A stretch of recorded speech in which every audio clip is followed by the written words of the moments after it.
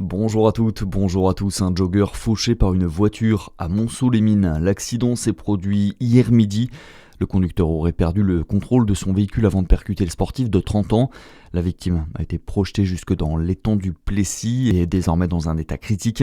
Une enquête a été ouverte. L'État veut serrer la vis face aux fraudes sociales dans le Jura. La semaine dernière à Dole, préfecture, parquet, police, mairie et représentants de la caisse d'allocation familiale ont signé un texte pour mieux travailler ensemble dans la lutte contre les fraudeurs et en particulier contre ceux impliqués dans le trafic de stupéfiants. Baptiste Berthelin. Oui, et pour ça, les services de l'État vont collaborer de façon systémique. Pour chaque affaire portée devant la justice, pour chaque dealer présenté à un juge, la caisse d'allocation familiale va vérifier si le prévenu est allocataire d'aide de l'État. Si c'est le cas et que des revenus illégaux ont effectivement été touchés, ce sont l'intégralité des aides qui vont être suspendues. Des remboursements pourront même être réclamés par la CAF.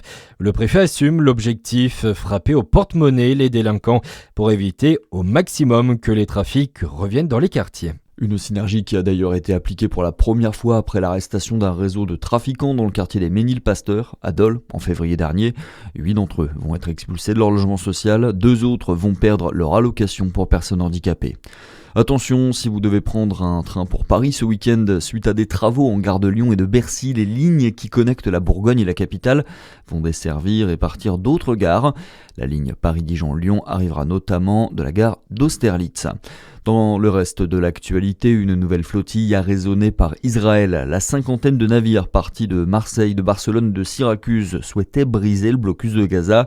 Les organisateurs annoncent avoir été encerclés par la marine israélienne. Le contact avec 11 bateaux a été perdu. Déjà 2 flottilles précédentes ont déjà été arraisonnées par Israël. Profitez de la beauté de la vie sur Terre. Les mots de Sophie Adno, l'astronaute française, s'est exprimée hier depuis la Station spatiale internationale lors du 20h de France 2. La France est belle depuis là-haut. Je sais que les choses ne sont pas toujours faciles sur Terre. Je pense fort à vous, a lancé Sophie Adno, très émue et les larmes aux yeux. Au moment de l'interview en direct, l'ISS survolait les côtes du Chili. En tennis, direction la demi-finale du Masters 1000 de Madrid pour Arthur Fils. Le Français a battu le Tchèque Lehecka hier en 2-7, 6-3, 6-4. Le Français 25e mondial devra affronter le numéro 1, Yannick Sinner, demain.